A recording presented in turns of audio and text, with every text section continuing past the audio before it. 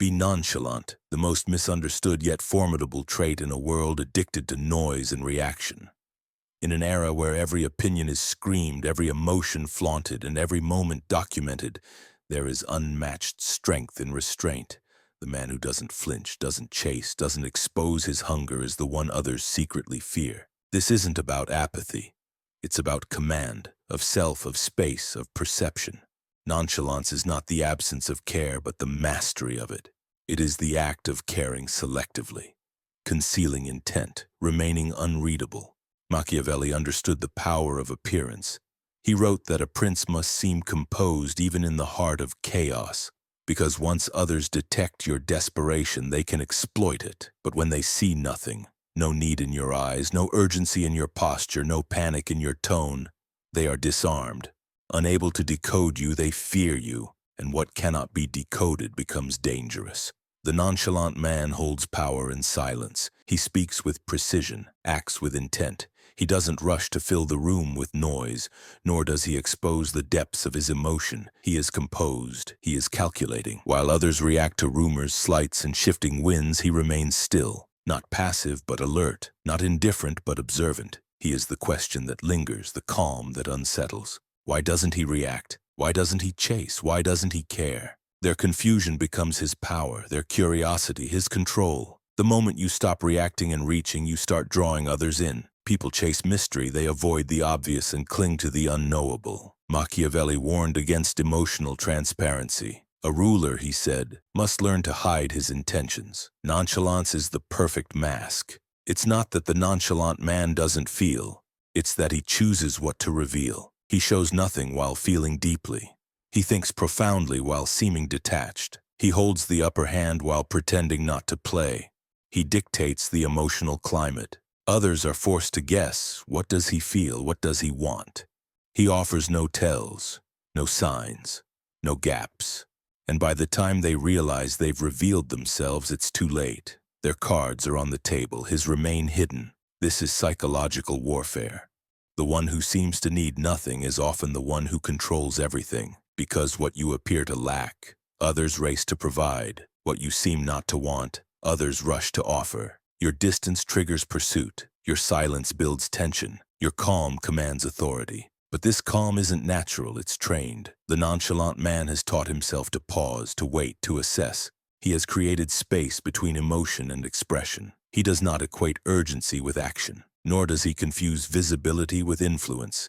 He acts only when it matters, and when he does, the world notices. You cannot beg for respect and expect to keep it. You cannot plead for attention and maintain dignity. The truly confident man appears to care less. Even when he cares deeply, he never shows it too soon. He knows emotion is currency, and he spends it with strategy. The world respects what it cannot fully grasp, what it cannot anticipate, what it cannot subdue. The nonchalant man embodies this defiance. He is discipline incarnate in an impulsive age, a ghost in a world screaming for attention. The one who says the least often holds the most power. If this unsettles how you define confidence, good. Think about it. Let's go deeper. Nonchalance doesn't stem from arrogance. It's born of clarity. The man who sees clearly has no need to react. He already knows the outcome. He's already surrendered what he cannot control. Without chaos within, the world outside does not shake him. He is untouchable, not because nothing affects him, but because he never shows it. Most wear insecurity like a second skin. They apologize before they speak. They overshare. They seek validation they haven't earned. The nonchalant man walks differently. He doesn't look for eyes on him. He doesn't adjust himself for approval. He moves with the confidence of someone who's already claimed his place. His composure threatens the unstable. It unmasks the insecure. While others perform, he simply is. In a culture addicted to attention, to resistance, to emotional theater, he becomes unforgettable. Machiavelli said it's not enough to be strong, you must appear strong. In the same way, it's not enough to feel composed, you must seem composed, because perception is power. When others believe you're in control, they treat you as such. You master their perception by mastering your expression. Nonchalance isn't a role. It isn't a mask you wear for others. It is the result of deep internal work. The reward for mastering your impulses, breaking your addiction to attention, and learning that urgency is often the enemy of power. The man who acts with urgency gives away the throne. The man who moves with patience ascends. There is a raw power in restraint, in silence, in doing less. Every withheld reaction is an act of sovereignty. Every moment of silence creates clarity. Every pause reveals more about others than 1,000 words ever could. Others may call it cold, they may label it distant, but the nonchalant man does not flinch at misunderstanding. He is not here to be liked, he is here to win. And winning, Machiavellian winning, is not about having more. It's about outlasting, outmaneuvering, outwitting. Nonchalance is not passivity, it is patience with teeth, the kind of calm only the disciplined can sustain. It says, I am not moved by your behavior. I am not shaken by your noise. I am not afraid to let silence speak for me. In every room, there's one man who doesn't compete, who doesn't jump into every argument, who doesn't reach for the spotlight.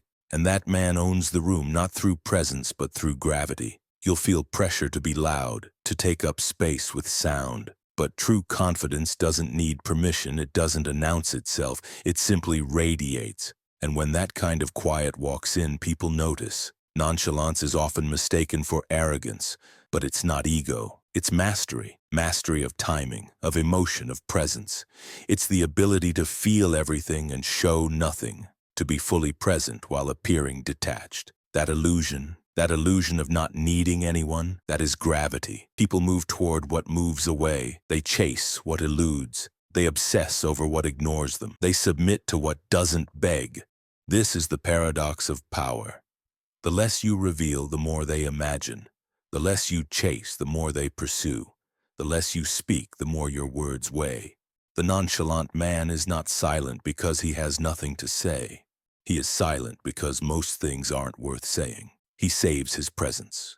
He concentrates it, and that scarcity makes it sacred. Machiavelli taught that appearance can be more useful than reality. The same is true here. The man who truly feels nothing is numb, and numbness is weakness.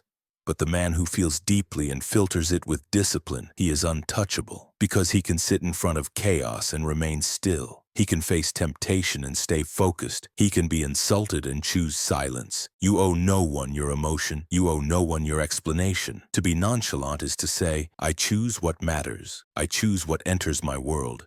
I choose when to speak and when to stay silent. That is confidence. Watch how people squirm in silence. Watch how they over-explain, how they rush to fill the void, how they give away their hand because they can't stand not knowing what you're thinking. That is the power of nonchalance. You say nothing, and they reveal everything. This isn't a game, it's emotional control, psychological territory, and the man who owns his emotional space wins. If someone angers you and you stay calm, they lose. If someone insults you and you don't react, they feel small. If someone resists you and you don't chase, they question themselves. Power is not in domination, it's in discipline. The man who doesn't flinch has trained in silence. He's burned through weakness. He's buried the instinct to perform. He lives in response, not reaction. Reaction is instinct, response is strategy. He knows what he wants but isn't desperate. He knows who he is, so he doesn't need to prove it. He knows what he brings, so he doesn't oversell. And that quiet certainty, it doesn't need applause, it doesn't need confirmation, it is felt. Learn to sit with tension, to be misunderstood, to delay gratification, to keep your plans to yourself. That is the cost of presence, the price of poise, the reward of nonchalance. The world will test your silence.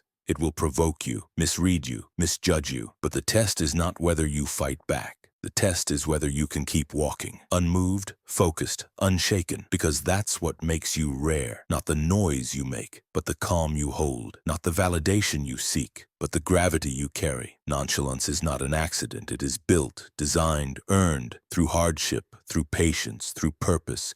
Power is quiet. It doesn't announce itself. It doesn't explain. It just is. That is nonchalance. Not pretending not to care, but mastering yourself so completely that the world can't shake you. It's not the absence of emotion, it's the presence of control, the discipline to hold tension, to resist reaction, to lead in silence. A nonchalant man is not cold, he is not numb, he is focused, and that focus, the kind that doesn't blink, is unforgettable. So stop performing, stop over-explaining, stop reacting to everything, start watching, start withholding.